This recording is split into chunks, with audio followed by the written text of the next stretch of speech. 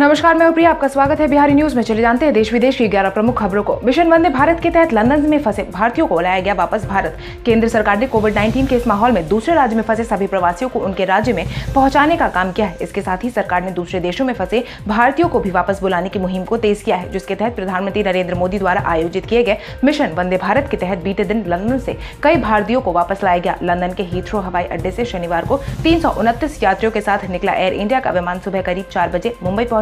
अपनी जमीन पर पहुंचकर यात्रियों के चेहरे पर सुकून था तो कुछ काफी ज्यादा भावुक भी नजर आ रहे थे। खबरों की माने तो पिछले 24 घंटे में 800 से ज्यादा भारतीयों की वतन वापसी हुई है। वहीं मालदीव के 698 लोगों की वापसी को लेकर आई विमान कोची पहुंच चुकी है।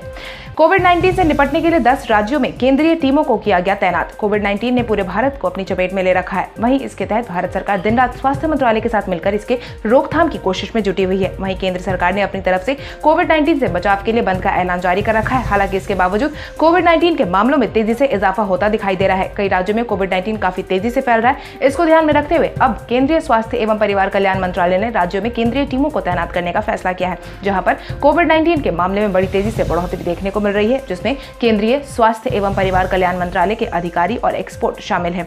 खबरों की माने तो इन टीम का गठन कोविड-19 प्रभावित इलाकों में नजर बनाए रखना होगा। साथ ही इनके रोकथाम के लिए तमाम तरह के प्रयासों को भी करवाना होगा। आरोग्य सेतु ऐप की मदद से सरकार को 300 उभरते हॉटस्पॉट की मिली जानकारी। कोविड-19 के मरीजों का पता लगाने के लिए सरकार द्वारा जारी किए गए आरोग्य सेतु सेवा का लाभ दिखने लगा है। इसकी मदद से अधिकारियों को देश भर में 650 हॉटस्पॉट और 300 इमर्जिंग हॉटस्पॉट का पता चला है, जो इस ऐप के बिना कहीं पीछे छूट सकते थे और जिससे संक्रमण और तेजी से फैल सकता था। 2 अप्रैल को लॉन्च किए जाने के बाद आरोग्य सेवा ऐप पर 9.6 करोड़ लोगों ने पंजीकरण किया है, जो विश्व स्तर पर 5 करोड़ और उपयोगकर्ताओं तक सबसे तेज पहुंचने वाला मोबाइल ऐप बन गया है। वहीं जानकारों की माने तो जल्द ही 10 करोड़ से ज्यादा लोग इस ऐप का इस्तेमाल करना शुरू कर देंगे। वहीं प्रधानमंत्री नरेंद्र मोदी ने भी बीते दिन आम नागरिकों से आरोग्य सेतु सेवा के इस्तेमाल करने की अपील की थी, जिसके बाद कई लोगों ने इस ऐप को डाउनलोड किया है और इसके इस्तेमाल कर रहे हैं।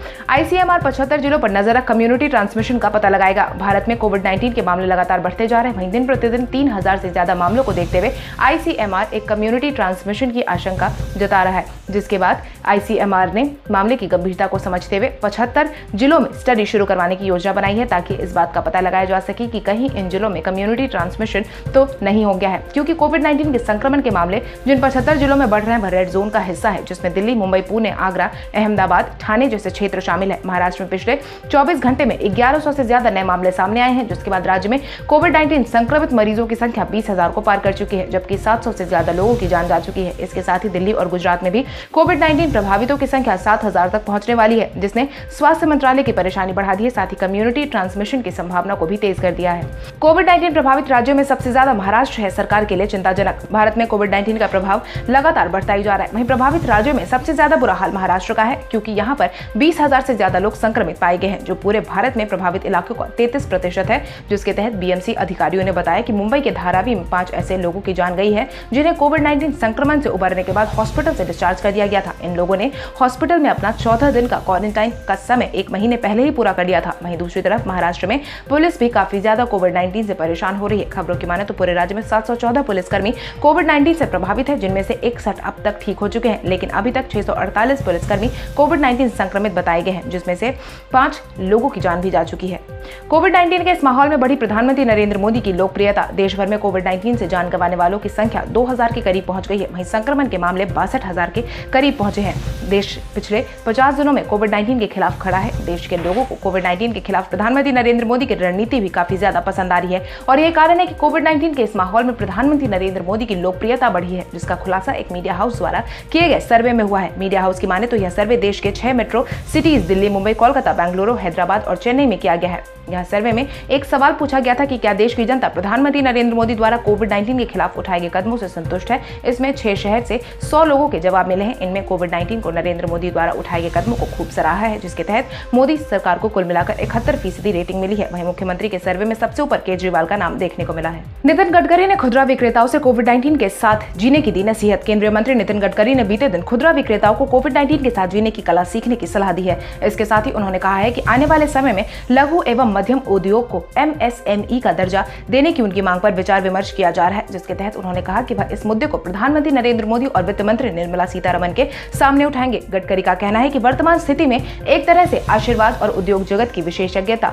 को उन्नत करने का अवसर है। खुदरा विक्रेताओं को कोविड-19 के साथ जीवन जीने की कला सीखनी चाहिए, क्योंकि कोविड-19 आर्थिक रूप से भी हमारी एक बड़ी परीक्षा है, क्योंकि अंतर्राष्ट्रीय बाजार में हमारी गुणवत्ता और कीमत महत्व रखती है। राहुल गांधी ने पीएम केयर्स फंड पर उठाए सवाल। कोविड-19 की जारी जद्दोजहद में केंद्र सरकार ने पीएम केयर्स फंड का उद्घाटन किया था, जिसमें उन्होंने सभी आम नागरिकों से साथ ही सक्षम लोगों से पीएम केयर्स फंड में दान देने की अपील की थी, जिस पर अब राहुल गांधी ने सवाल उठाए हैं, जिसके तहत उन्होंने कहा है कि पीएम केयर्स फंड में बहुत सारा पैसा आया है जिसकी ऑडिट होनी चाहिए। इसके साथ ही उन्होंने कहा कि मेरी या प्रधानमंत्री नरेंद्र मोदी से आग्रह है कि कोविड-19 के इस माहौल से निपटने के मकसद से बने पीएम केयर्स फंड का ऑडिट सुनिश्चित करे, ताकि सरकार के पास जनता के पैसे का स्पष्टीकरण हो सके। इतना ही नहीं, राहुल गांधी ने प्रधानमंत्री नरेंद्र मोदी से विशेष आर्थिक पैकेज की मांग की है, जिसके तहत उन्होंने कहा है कि अगर अर्थव्यवस्था को वापस पटरी पर लाना है तो सरकार को बड़े आर्थिक सहायता पैकेज को जारी करना होगा, उसके बिना यह संभव नहीं होगा। कैलाश मानसरोवर लिंक रोड पर नेपाल सरकार ने भारत से मांगे जवाब। भारत के कैलाश मानसरोवर के लिए लिंक रोड के उद्घाटन को लेकर नेपाल सरकार ने भारत सरकार का विरोध किया है, जिसके तहत नेपाल सरकार ने उद्घाटन का विरोध करते हुए सरकार पर टिप्पणी की थी, जिसके जवाब में अब भारत सरकार के रक्षा मंत्री राजनाथ सिंह ने कहा कि पिथौरागढ़ का हिस्सा पूरी तरह से भारत का हिस्सा है। यह सड़क भारतीय क्षेत्र में ही बनी हुई है, इससे नेपाल सरकार को क्या परेशानी हो रही है यह समझ पाना थोड़ा मुश्किल है। आपको बता दें, राजनाथ सिंह ने हाल ही में जिस रोड का उद्घाटन किया है वह पूरी तरह से भारत का क्षेत्र है। कैलाश मानसरोवर यात्री तीर्थ यात्रा के लिए पहले से इस रोड का इस्तेमाल करते हैं। भारत के बॉर्डर रोड ऑर्गेनाइजेशन ने सीमावर्ती गांव और सुरक्षा बलों को कनेक्टिविटी देने के लिए कैलाश मानसरोवर रोड के लिपू लेक दर्रे को जोड़ा है, जिसके बाद अब तीर्थयात्री 3 हफ्ते की यात्रा की जगह सिर्फ 1 हफ्ते में ही अपनी यात्रा पूरी कर लेंगे। भारत में कोविड-19 टेस्ट की उत्पादकता बढ़ी। कोविड-19 के इस माहौल में भारत को आत्मनिर्भर बनने में काफी ज्यादा सहायता मिली है और यही कारण है कि भारत में अब कोविड-19 टेस्ट किट का उत्पादन स्वयं किया जा रहा है। पुणे स्थित माई लैब डिस्कवरी सोल्यूशन ने अपनी कोविड-19 के निर्माण में हर रोज 20,000 यूनिट से बढ़ाकर 2 लाख यूनिट्स तक कर दिया है, जिसके तहत अब तक 6.5 लाख किट की आपूर्ति की जा चुकी है। कंपनी ने देश में कुल 140 लैब और अस्पतालों को इस जांच किट की आपूर्ति की है, जिसके तहत सीरम इंस्टीट्यूट ऑफ इंडिया के मुख्य कार्यकारी अधिकारी अदर पूनावाला ने कहा है कि माई लैब के साथ मिलकर कोविड-19 की टेस्ट किट के लिए भारत को आत्मनिर्भर बनाने की उनकी कोशिश से वे बहुत ज्यादा खुश हैं। उन्होंने कहा कि संस्थान ने RT-PCR किट के मैन्युफैक्चरिंग को 20,000 यूनिट से बढ़ाकर 2 लाख कर दिया है। इससे अब भारत में ज्यादा से ज्यादा लोगों की टेस्ट की जा सकेगी। 12 मई को सभी मुख्यमंत्रियों के साथ बैठक करेंगे प्रधानमंत्री नरेंद्र मोदी। देश भर में जारी कोविड-19 की जद्दोजहद में प्रधानमंत्री नरेंद्र मोदी एक बार फिर से सभी राज्यों का हाल जानने के लिए मुख्यमंत्रियों के साथ बैठक करने जा रहे हैं, जिसका आयोजन 12 मई को करवाया जाएगा। खबरों की माने तो इस दिन प्रधानमंत्री नरेंद्र मोदी राष्ट्रव्यापी लॉकडाउन से बाहर निकलने के अगले चरण पर चर्चा करेंगे। इसके साथ ही प्रधानमंत्री नरेंद्र मोदी का टॉप एजेंडा भी इकोनॉमी को वापस पटरी पर लाने का होगा, जिसके तहत वह सभी मुख्यमंत्रियों के किन क्षेत्रों में छूट देनी चाहिए इस बात पर चर्चा करेंगे। तो चलिए बढ़ते हैं आज के सवाल की ओर। आज का सवाल कुछ इस प्रकार है, आपके अनुसार कोविड-19 के बढ़ते प्रभाव के बीच सभी सरकारी और हफ्ते में 3 दिन निजी कार्यालयों को वापस से खोलने का फैसला कितना सही है, कितना नहीं? अपने जवाब हमें कमेंट करके जरूर बताएं। इसके साथ ही आज के लिए बस इतना ही। देश विदेश की तमाम बड़ी खबरों से जुड़े रहने के लिए हमारे YouTube चैनल को सब्सक्राइब करें और बेल आइकन दबाना ना भूलें। धन्यवाद।